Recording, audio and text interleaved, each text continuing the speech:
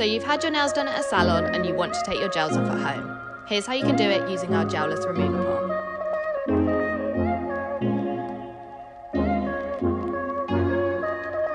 Firstly, use the file to buff the top layers of your gels away. Repeat on all fingers until your gel polish appears matte all over. The more you buff, the less time you'll have to soak in the acetone, so if your gels are slightly thick, be sure to buff a little longer. Pour the conditioning acetone into the remover pot, then place your hand inside.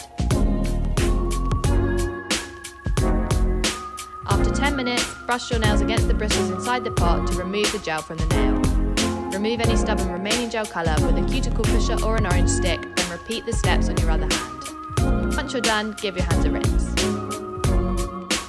Next, paint your nails with our Gel Rehab treatment and base.